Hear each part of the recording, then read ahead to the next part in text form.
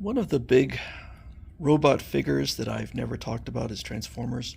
And I would argue that Transformers is perhaps the biggest and most popular of all robot figures. But yeah, I kind of decided I'm more of a fan of the classic 1970s, early 1970s figures. And with the Transformers, you got to kind of be all in. Or, I mean, you can just collect some, but I decided to not go with the Transformers. But I do have the original movie. This is kind of the companion of the G.I. Joe movie, which came out in 1987. This movie came out in 1986. This was a theatrical release. G.I. Joe was not, and the reason G.I. Joe was not a theatrical release was because of the failure of Transformers and My Little Pony.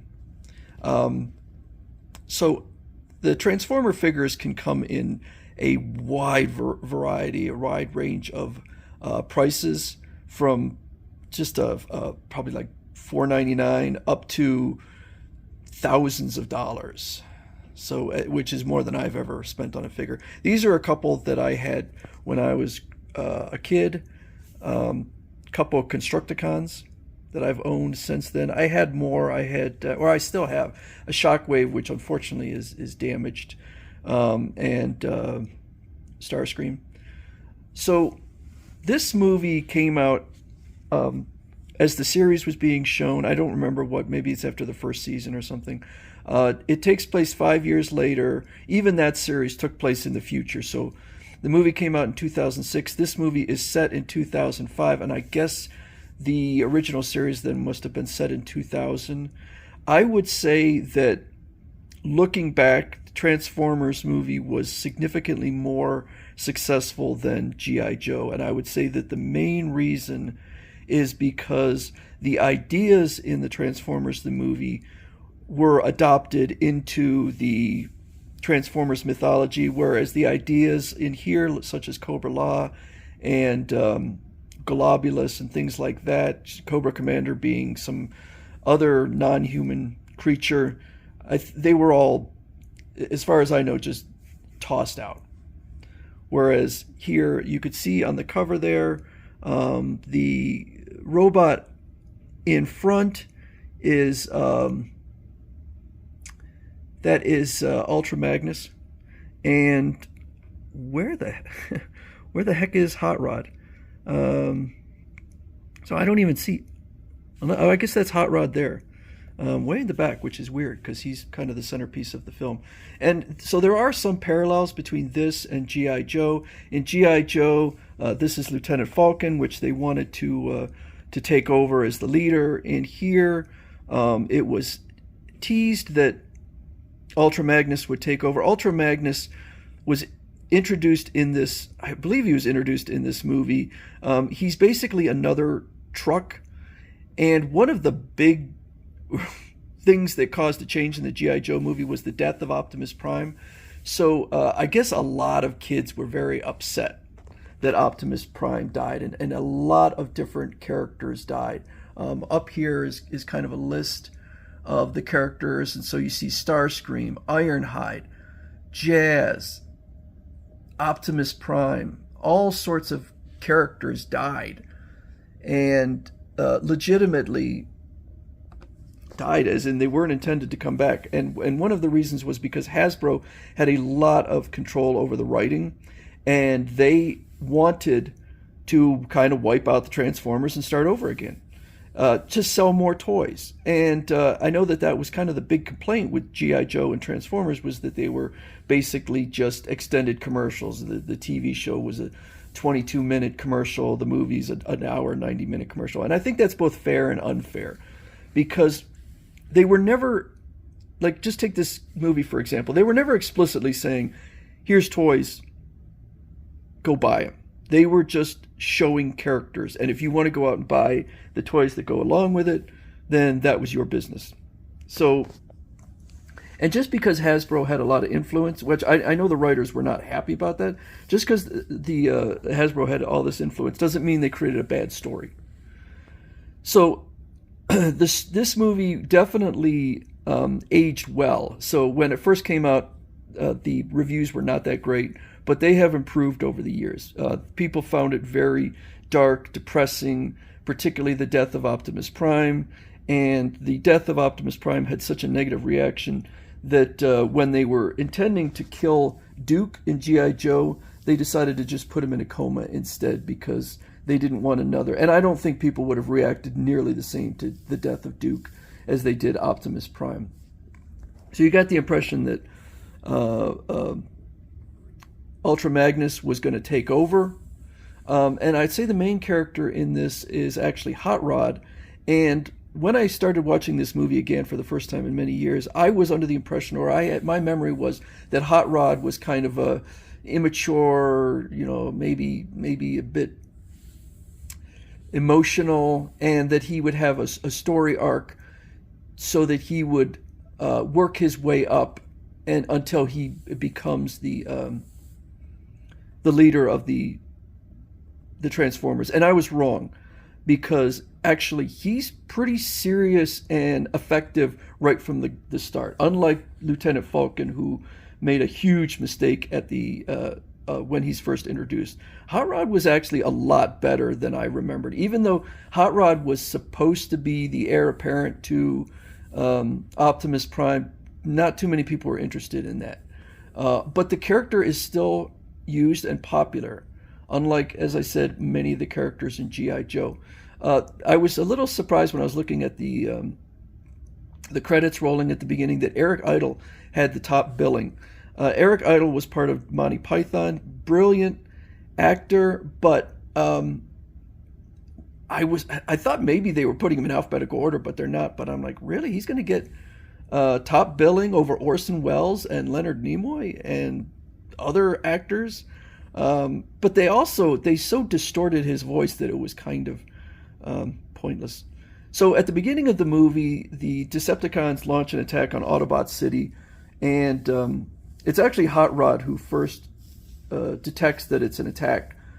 And it's unsuccessful, but they do a lot of damage. And they are sent... The Decepticons have to kind of flee. And I will say this, again, drawing a parallel to G.I. Joe, the Decepticons are far, far, far more effective than Cobra. And they're tough. And in many cases, you get the impression that the Decepticons are tougher than the Autobots. So they are a formidable foe. They are sent fleeing in Astrotrain, who is a gigantic Transformer. And as Astrotrain's flying off, he says, there's too much weight, I'm going to run out of energy. And so Starscream, being Starscream, decides, hey, let's dump the injured Decepticons off the train, just basically throwing them to their deaths. They're flying through space at this point. And those include Megatron, who was badly damaged in a fight with Optimus Prime, where Optimus Prime was killed. And Optimus Prime gave up the Allspark, or whatever it is that gives him kind of a boost. And I'm going to call it Allspark, although I'm not sure I don't remember if that's the name. I don't think that's the name, actually. Let's see. It's... what is it called? I don't think it's Allspark. The Matrix of Leadership. Okay. So that makes him like extra powerful. And so the giant, which is introduced in this one, Unicron, which is a planet-sized Transformer, comes across the damaged Decepticons and repairs them, including Megatron, who is changed into Galvatron. And I kind of like that, even though, he's now changing from the classic Megatron. He becomes Galvatron, and a lot of the other Decepticons are also changed, and also the voice is changed. Now it's Leonard Nimoy who voices Megatron. So Megatron comes back, and Starscream's there. Starscream has now declared himself the leader of the Decepticons, having a crown put on his head. And this is one of my favorite lines ever. Starscream says, "Megatron, is that you?" And Galvatron says, "Here's a hint," and just obliterates. And that's it for Starscream. Starscream is dead. It just dissolved. So that's a great line. I liked Ultra Magnus. Robert Stack did the voice of him. He has a very similar low commanding voice to like Optimus Prime.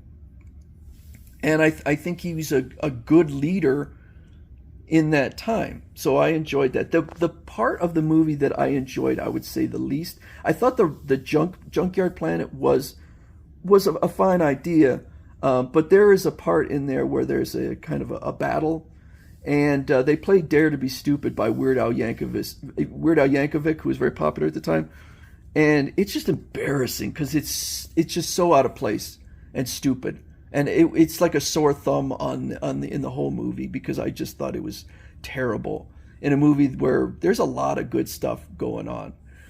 So Hot Rod he's teamed up with a veteran named Cup, and they're kind of doing their own thing. And on the Junkyard Planet, they get in a fight with the Decepticons, and Ultra Magnus decides it's time to open up the Matrix of Leadership and take command, and he can't get it open, and he gets obliterated himself. Now he is rebuilt by the characters on the Junkyard Planet, but later on, Hot Rod is involved in an attack on Unicron, and he is able to open the Matrix of Leadership. So I guess the Matrix of Leadership knows that he is suitable for leading the Autobots. And so at that point, Hot Rod as Rodimus Prime is supposed to take over the Autobots. And that was the intention in the film, but clearly the fans wanted Optimus Prime back. So Optimus Prime. And even though Rodimus Prime is still used, or maybe he's called Hot Rod, he's not the leader of the Autobots. But I thought that was handled very well. I liked a lot of stuff in this movie. So then they do a final attack on Unicron and defeat the transforming planet. But Unicron would return, and it's shown that his head is blown off, but it's still there. So I give this movie pretty high marks. It's a fun movie. I know I've read some where it compares, what are the best Transformers movies ever, including all the live action, and a lot of them seem to put this movie on top. I'm not sure that I agree with that, but like I said, it introduces a lot of neat characters, a lot of neat ideas, really fleshes out the universe, and so I recommend it. Not everything in there is perfect, that's for sure, but I think it's a very fun and watchable movie. So that's Transformers, the movie from 1986.